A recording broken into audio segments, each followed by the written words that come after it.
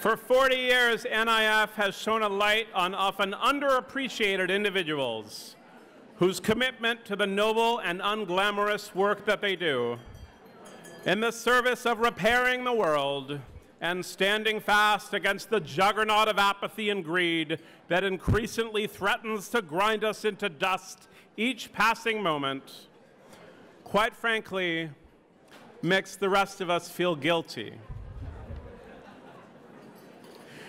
The moral titans we will be honoring tonight give everything of themselves to advance beautiful ideas and agendas in a world desperately lacking such things.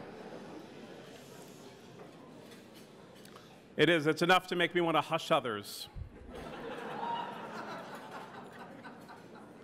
The people we honor tonight are so powerful and so noble that everything the rest of us do in comparison seems shabby and vain and guilt-ridden. This guilt-riddenness can then be transformed into a motivational force during the part of the evening where you will be behooved. That's right, I said behooved. You will be behooved to open your wallets and give wide to the New Israel Fund so that they may continue their work and this cycle of accomplishment and guilt, noble ideas and open wallets might continue in perpetuity. This is why you're here. This is the history of the Jewish people. Yeah. That's why you're here, but why am I here? Who would ask me to do such a thing?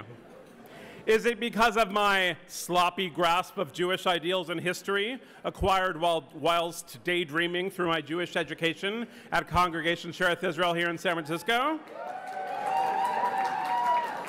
Is it because of my astonishing good looks? Yes and yes, but there's more. For many years, I have found myself in a position I cannot believe has been uncommon for people in this room. It is the position of a Jew with liberal, social, and democratic values curled up into a ball on the floor, or resting their head on the table, attempting to think with clarity and compassion and imagination about the state of Israel. I know you've been there. I've seen you. Maybe you grew up amongst one set of opinions about Israel and find it upsetting to rethink them. Maybe you read as much as you can about Israel's current political situation, only to learn that Israel's current political situation changed completely while you were reading about it. Perhaps you heard an opinion that sounded sensible, coming from someone who doesn't sound sensible about anything else. Perhaps you heard something that instinct told you was anti-Semitic, but that was said by a rabbi. It's overwhelming. It's bewildering, it's demoralizing, and the only thing that feels worse than being close to it is to allow ourselves to disconnect. The New Israel Fund offers a powerful alternative, a connection which uses our own frustration and heartache and confusion as a starting point for diverse and imaginative action. The NIF's initiatives are not only crucial lifelines for good work in a region in need of it, but a source of hope and clarity for those of us who instinctively put our heads on the table. I'm grateful for the NIF now more than ever offering a complicated clarity in dizzying times. Also, Daniel Sokach is a friend of mine. The insight and imagination that he brings to his work he also brings to companionship and conversation, and I'm happy to see him honored this evening. It's wonderful to see his wife, Dana Reinhardt, one of the most terrific writers I know. I mean, she's here tonight as well, but we know it's basically mandatory for her to show up. Also, their two daughters, one of whom is terrifyingly charming, and the other who is charmingly terrifying. In this day and age, we need more terrifying women. And while we're expressing gratitude, please give it up to the Four Seasons. Yeah.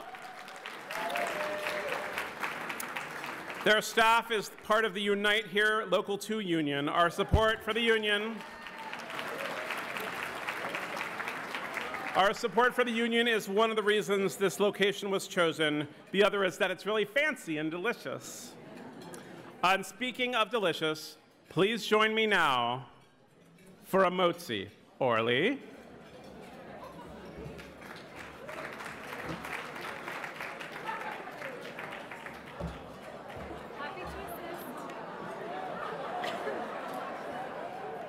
Oh, yeah.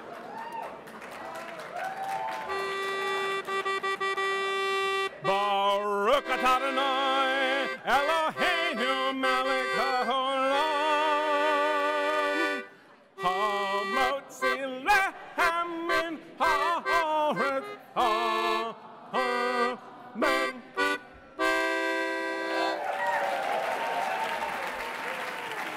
Thank you very much. Never had a lesson in my life.